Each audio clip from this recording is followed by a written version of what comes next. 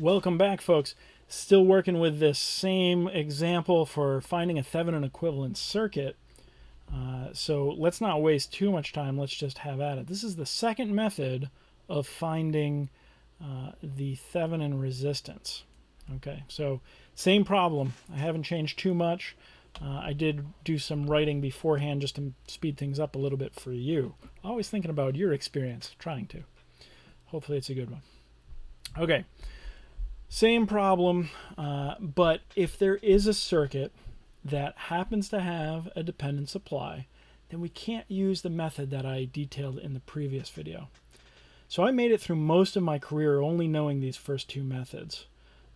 They're pretty good. This second method has a limitation, though, and I found the limitation the hard way. I put it on an exam, and then when people couldn't find the right answer, I went, wait a second, why didn't that work? I went back, I figured out why it couldn't work. That's why we teach you method 3. But I think this one's good. This one will get you through most of your career. The other thing I like about this method is that you can take the same concepts and you can find the Thevenin equivalent circuit without doing any analysis. You can find it using this method and a multimeter, and that's it. Okay? So there's some value in this, and that's why I still teach this one. It's pretty good. It does most circuits, and you can use it to find the Thevenin equivalent with test equipment. That's pretty neat.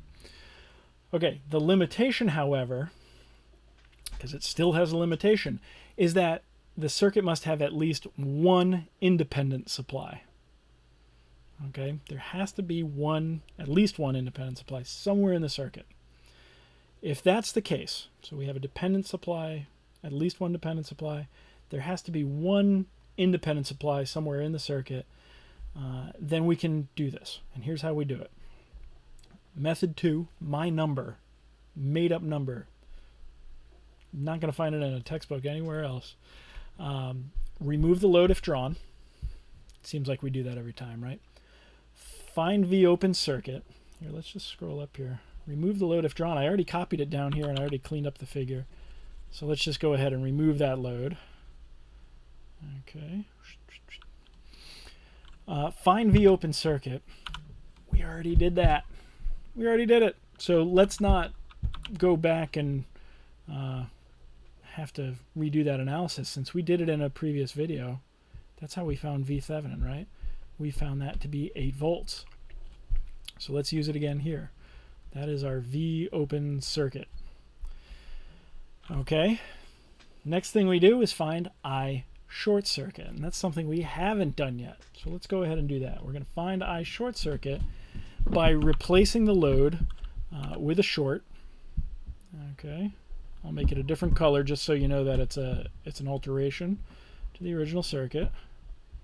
And I'm going to have it point down. If you remember when we found V open circuit, we had plus on the top and minus on the bottom. I'm going to follow passive sign convention. I'm going to have I short circuit point down. Okay, and that's what we want to find.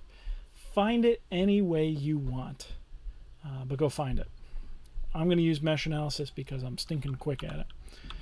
So we've got 2 meshes. Oh boy.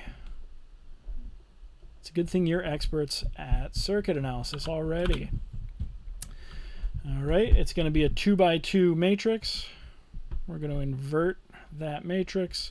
We're going to multiply it by a 2x1 vector, and that's going to give us our vector of unknowns, I1 and I2.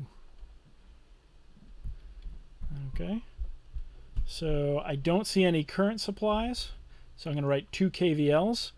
What does I1 touch? It touches a total of 9 ohms. And what does I1 share with I2? The 6. And it's negative because it's shared. On the right-hand side, we go up 12 volts as we move around clockwise. You see why I like the shortcut so much, folks? Okay. What does I2 share with I1? Well, it shares the 6. And then what does I1 touch? It shares 11. Okay, no voltage supplies on that mesh, so it's 0. All that's left is to do some calculation, and if you didn't notice, I got a haircut a couple videos ago. It's been about a week since I recorded a video. Let me find my calculator and get this answer for you.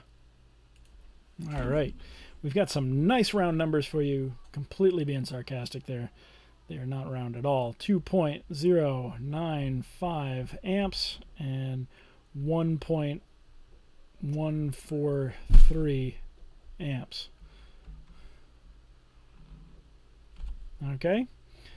Looking at I short circuit, does I1 touch it? Nope. Does I2 touch it? Yep.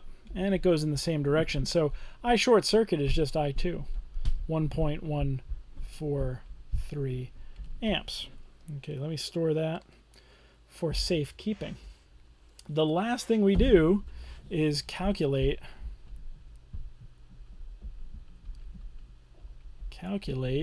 our Thevenin. Slightly more complicated circuit than when we were finding Thevenin, but I think you can handle it. Our Thevenin, well, we've got two values, right? We've got V open circuit and we've got I short circuit. Look at the units. I don't really walk around remembering this because I know that, I just remember that it follows Ohm's law. Okay, volts divided by amps is going to give you ohms, and that's what we're after. So V open circuit divided by I short circuit is our Thevenin. So let's see what happens. We found V open circuit in a previous video to be 8 volts. We found I short circuit to be 1.143 amps. And then I'm going to be good. I think there's a little bit of rounding that I did there. But I'm going to be good and actually calculate it just to not assume that it's right, although it's right. We end up with 7 ohms. That's what we got in the last video, right? But this method has two advantages. We can work with this method if there's a dependent supply on the circuit, and we can work with this method if all we have is a multimeter. We take the load out, we hook up the voltage, the voltmeter, which is like an open circuit when connected to a circuit. We read the voltage. We move the probe over, we measure current, which is like a short when we measure current. Okay, so now we have V open circuit and I short circuit, and we can find that. Those are the two advantages. Works with dependent supplies. We can do it with test equipment. The limitation is that there has to be at least one independent supply in the problem, and that's what we're going to do with method 3 coming up. Okay, stay tuned and good luck, folks.